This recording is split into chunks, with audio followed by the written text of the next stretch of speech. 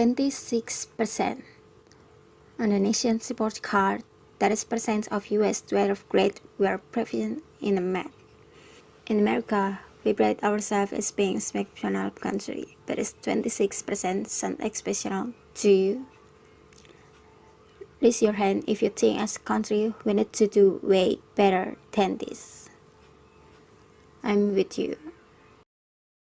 We all need math, but why are so many kids confused by it? It is because only 26% of people are hardwired for math, while 74% are not. After working with thousands of kids, I can tell you this isn't the case at all. Kids doesn't understand math because we've been teaching it as a dehumanized subject. But if we make math human again, it will start to make sense again. You're probably wondering, how was math ever human in the first place? So think about it. Math is human language, just like English, Spanish, or Chinese, because it allows people to communicate with each other. Even in ancient time, people need the language of math to contemplate, to build monument, and to measure the land for farming. This idea of math as language isn't exactly new. A great philosopher once said, "The laws of nature are written in the language of mathematics." So you see, even Galileo agreed with me. But somewhere along the line, we've taken this language of math, which is about the real world around us, and we've abstracted it beyond recognition. And that's why kids are confused. Let me show you what I mean.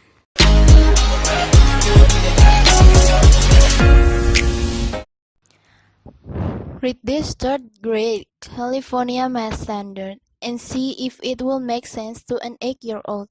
Understand a fraction 1 over b as the quantity formed by one part when a whole is partitioned into b equal parts.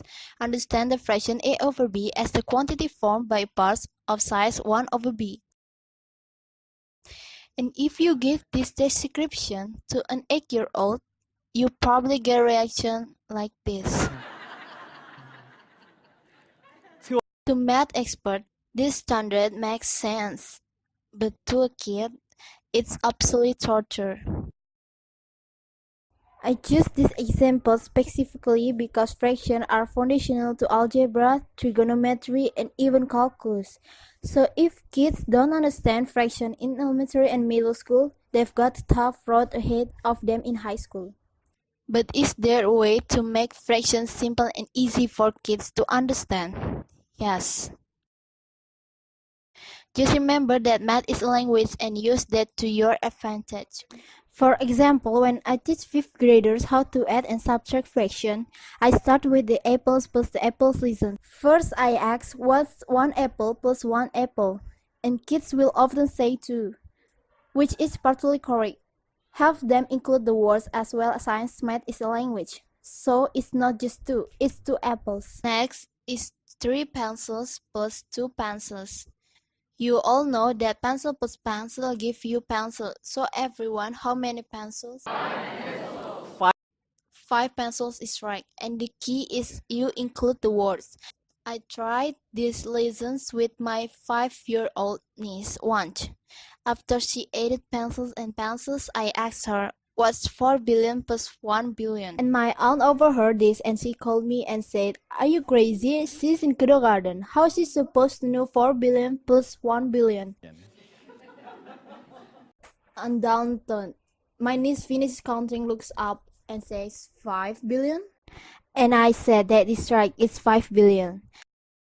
My aunt just shook her head and laughed because she did not expect that from 5-year-old. But all you have to do is take a language approach and math become intuitive and easy to understand.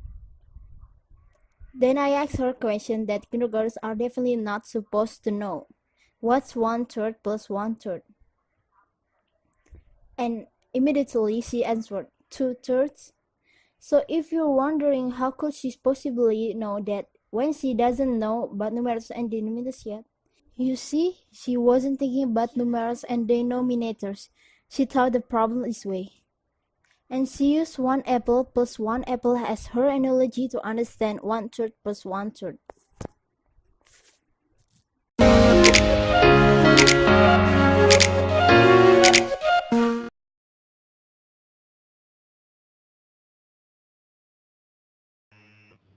Just for fun, I asked her a high school algebra question. What's 7x squared plus 2x squared? And this 5-year-old girl correctly answered 9x squared. And she didn't need any exponent rules to figure it out. So when people say that we are either hardwired for math or not, it's not true. Math is a human language, so we all have the ability to understand it. We need to take a language approach to math urgently because too many kids are lost and are anxious about math, and it doesn't have to be that way. I worked with an angry, frustrated high school student once who couldn't pass the algebra because she only knew 44% of her multiplication facts. I told her, that's like trying to read and only knowing 44% of the alphabet. It's holding you back. She couldn't factor or solve equations, and she had no confidence in math.